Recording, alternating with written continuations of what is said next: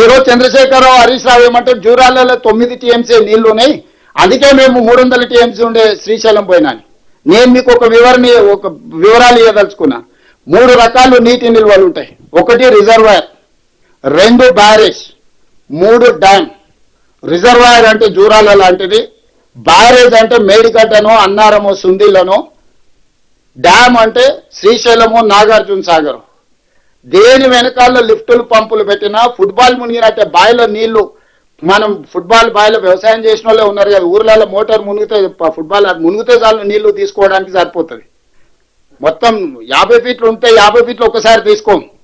ఆయన అపాయింట్ చేసిన ఇంజనీర్స్ ఏం రిపోర్ట్ ఇచ్చిండ్రు, మీరు 35 రోజులు రోజుకు 2 టీఎంసీలు 70 టీఎంసీలు తీసుకోవడానికి 35 రోజులు ఫ్లడ్ 1 लाख క్యూసెక్స్ లేవు, 25 నుంచి 28 డేస్ ఉన్నాయి. దీన్ని 2.8 టీఎంసీ పర్ డే మీరు లిఫ్ట్ చేసుకుంటే మీరు అనుకునేస్తాను.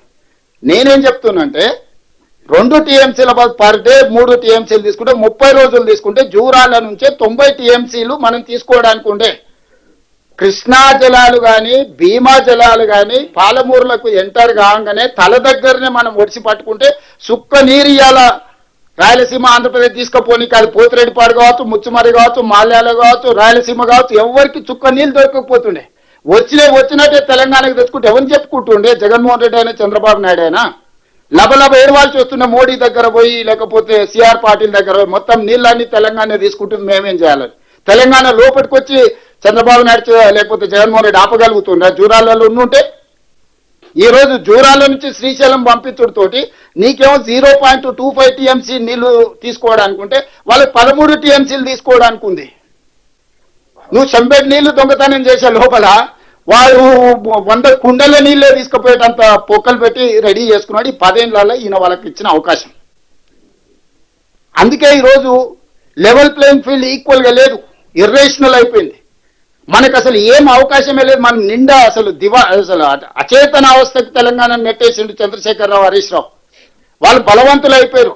పర్ డే 4.5 టీఎంసీలు తీసుకెళ్లే కెపాసిటీని 13.5 టీఎంసీలకు ఎన్హాన్స్ చేసుకున్నారు చంద్రశేఖరరావు ముఖ్యమంత్రి ఉన్నప్పుడు 10 ఏళ్లలో.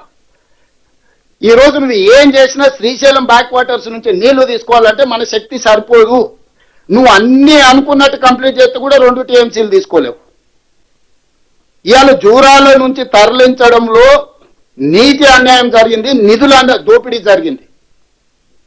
ఈ దానికి కేబినెట్ అప్రూవల్ లేదు. ఎట్లయితే మేడిగడ్డ నుంచి తుమ్మిడిహట్టి నుంచి మేడిగడ్డకు మారిస్తే ఎట్లయితే కమిషన్ మీరు కేబినెట్ అప్రూవల్ అడిగిండ్రో, ఈరోజు నేను ఇదే మాట అడగదలుచుకున్నాను చంద్రశేఖరరావు గారిని శాసనసభలో. అందుకే వారు హాజరవ్వడానికి జంకుతున్నారు. వారికి తెలుసు చర్చ ఎక్కడికి దారి తీస్తుంది. స్టెప్ బై స్టెప్ ప్రతి లెటర్ ఎట్లా తీసుకొచ్చి మనం ముందర పెడతాము, ఏ రకంగా చర్చ చేస్తాం అనేది వారిద్దరికీ తెలుసు. అందుకే తొండి వాదన మొండి వాదన బలంగా వినిపిస్తారు. ఎప్పుడైతే నేను ఇంటర్నల్ మీటింగ్లో ఇవన్నీ మాట్లాడి ఆఫీసర్లకు నేను ఒక డైరెక్షన్ ఇచ్చిన దీని మీద ఎంక్వైరీ చేద్దామని, ఎప్పుడైతే నేను 4 రోజుల క్రితం ఇది అన్నానో హరీష్ రావు గారు ఇది వదిలేసిండు. మళ్ళా బంకచెర్ల నల్లమల సాగర్ పోయి గోదావరి మీద మాట్లాడుతుంది. ఇప్పుడు ఇది మాట్లాడతలేడు.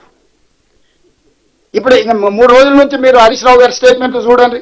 నేను 4 రోజుల క్రితం మా అధికారులందరినీ పిలిచి కూర్చోబెట్టి ఓకే ఫైన్ బాగుంది చర్చ అంతా చేద్దాం, TO terms of reference ready అయ్యండి, ఎంక్వైరీకి ఆర్డర్ ఇద్దామని చెప్పి ఆఫీసర్లు అందరికీ చెప్పిన.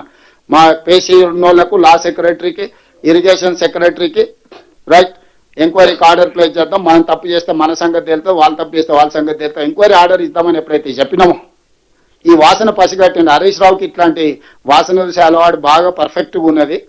ఇప్పుడు ఏమంటుండే, ఇంకా కృష్ణా నది మీద చర్చ వదిలేసిండు.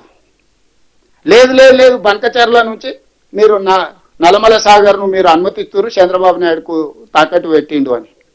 నేను అనేది ఈ రూమ్లో ఉన్న వాళ్ళు ఎవరమైనా మనం ఈ ప్రాంతంలో పుట్టి, ఈ ప్రాంతంలో పెరిగి, ఈ ప్రాంతంలో రాజకీయాలు చేయాలనుకుంటున్నాం. ఎవరైనా ఏ విషయంలో అయినా ఏదైనా అభిప్రాయం ఉండొచ్చు. తెలంగాణ నీళ్లు ఇతరులకు ఇచ్చే దాంట్లో ఎవడైనా ఒక సెకండ్ అని ఆలోచన చేస్తాడా? మీ రూమ్లో ఉన్న వాళ్ళు ఆలోచన చేయండి. పెద్దలందరూ ఉన్నారు కదా, ఎవరైనా తెలంగాణ ప్రజలకు ప్రాతినిధ్యం వహించేవాడు తెలంగాణ రైతుల యొక్క హక్కులను తాకట్టు పెట్టడానికి కలలోనైనా నిద్రలోనైనా ఎవడన్నా ఆలోచన చేస్తాడా? ఆయన చేసిండు, అనుభవించండి, ఇంటికి పోయిండు. ఇప్పుడు మన మీద ఆ దుమ్మెత్తిపోయాలి, అతికించాలనే ప్రయత్నం చేస్తుండు.